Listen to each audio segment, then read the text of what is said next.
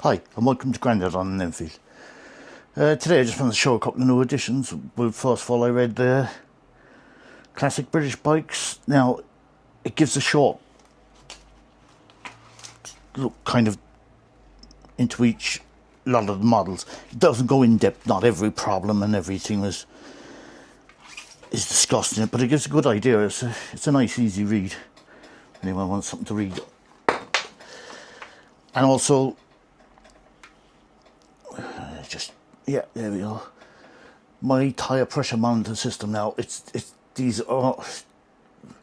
just this and the valve caps. Dead easy to set up, dead easy to install. Battery lasts ages. The added bonus is you get a clock on it as well, so there's no need to have a handlebar clock on your bike anymore if you don't have a clock. I always like to know what time it is, but there we go. That was from Amazon. It was, well, here we go. OHS, and it was €23, so can't go wrong with that. And it's handy to know your tyre pressures as well. Although my front is a bit down. So anyhow, I want to talk about the new BSA. As I said before, I can't find a dealer in Ireland, so I emailed BSA to see if there was anything they could do to get me a test drive or anything. They sent back to me they'll contact me within 48 hours. That was the 31st of July. It is now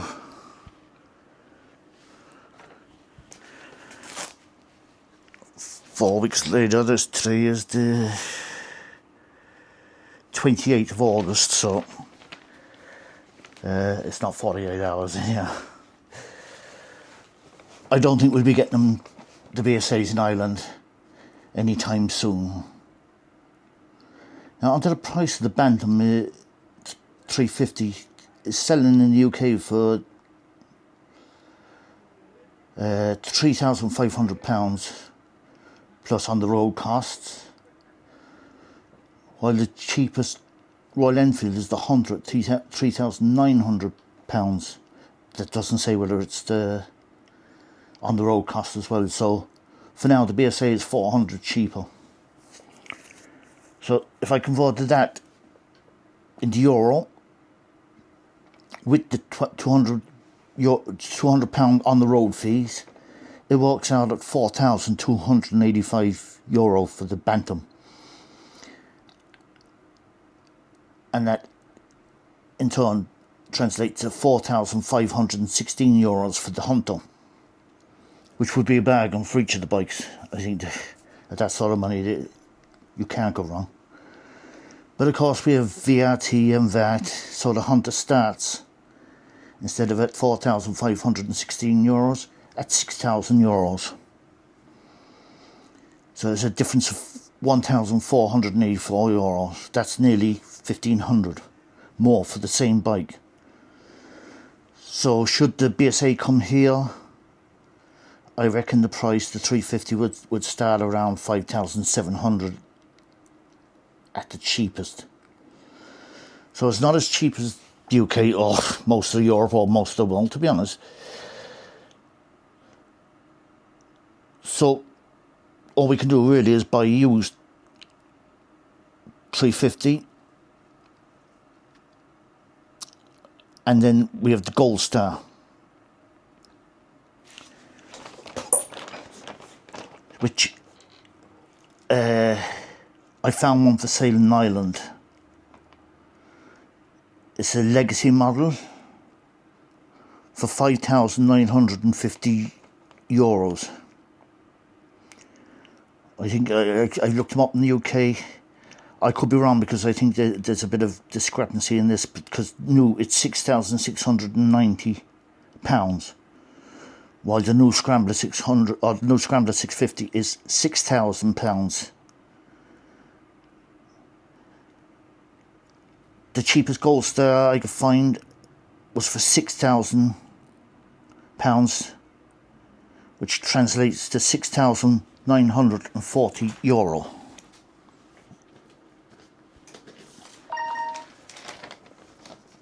I can't remember off the top of my head, but I know when I bought the Interceptor, the BSA was a bit dearer by around €500. So I paid $9,500 for this on the road. Obviously without any of the stuff on it.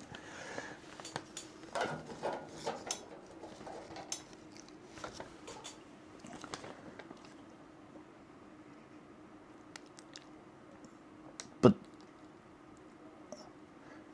like I say, it was a bit, the BSA Gold Star was a bit dearer. It was around 500 as far as I can remember. Then it dropped to the same price. Then it dropped to 500 cheaper.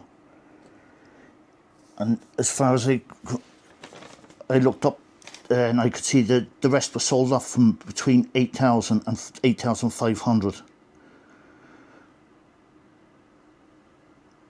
I don't think new base A's will be sold here, which is a pity. I would really like to try them just for a reference. Just for reference, this Bear 650 starts at €6,980. Oh, I wish. €9,600 to €9,800. The Interceptor starts at €9,200, and for the Mark II, which I think should be called the Mark IV, but besides the point, is €9,800. So the 249 Bear with the green flame is the same price as my Interceptor at €9,800. Now on for used prices here. There's a Continental GT which starts at €9,500 to €9,900. But there's a used one for sale. It's got 10,000 kilometers on the clock. It's 2024. And it's for sale at €11,000. That is 1,500 more than when new, in the same colour.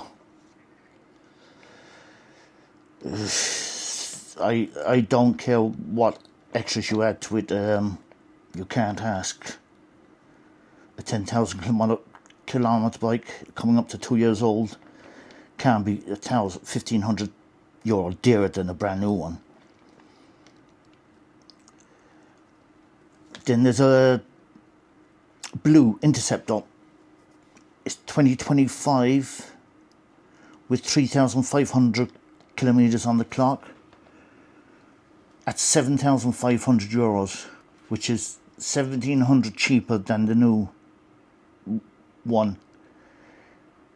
And then there's one of these for sale. Well, it's actually sold. The exact same as that one, except without the boxes and bags and handguards. It's got standard exhaust. I think it's on original tyres as well.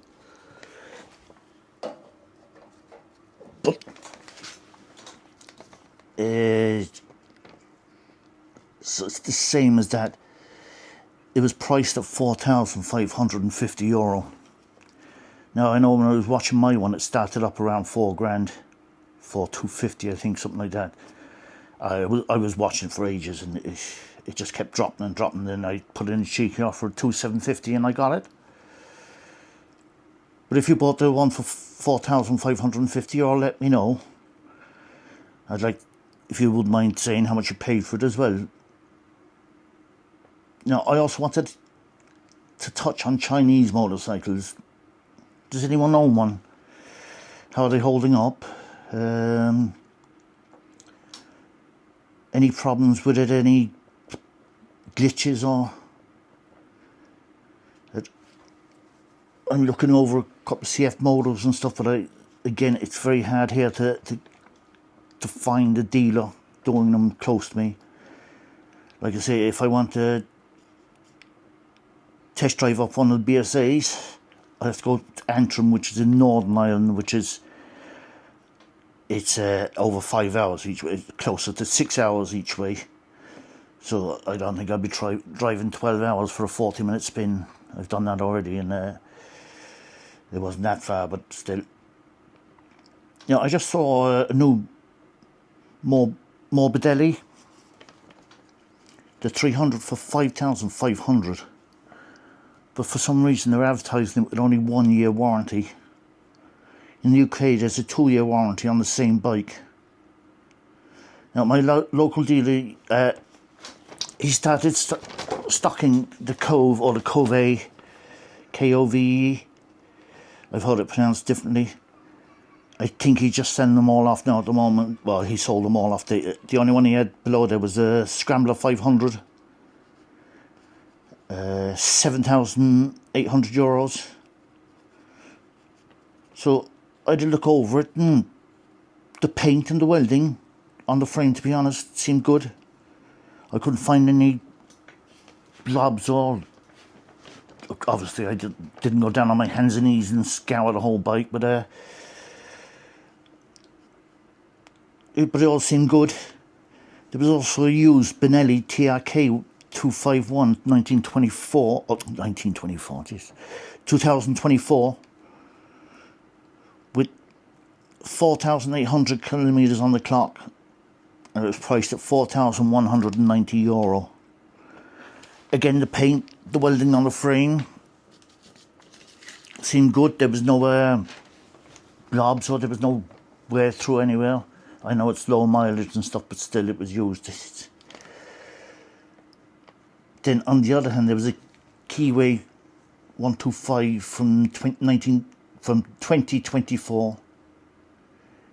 It's the X-Lite 125.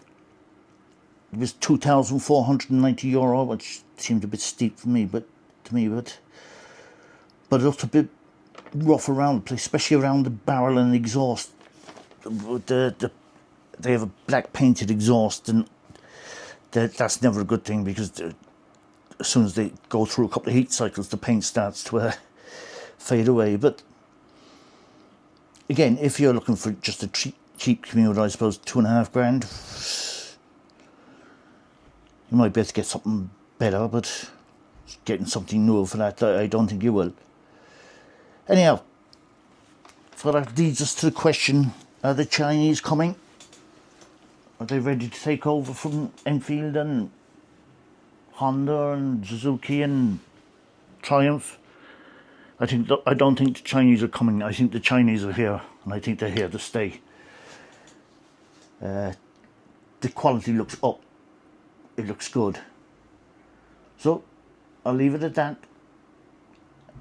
So thank you for watching. Be safe. Get home and ride your own ride. Grandad on an Enfield.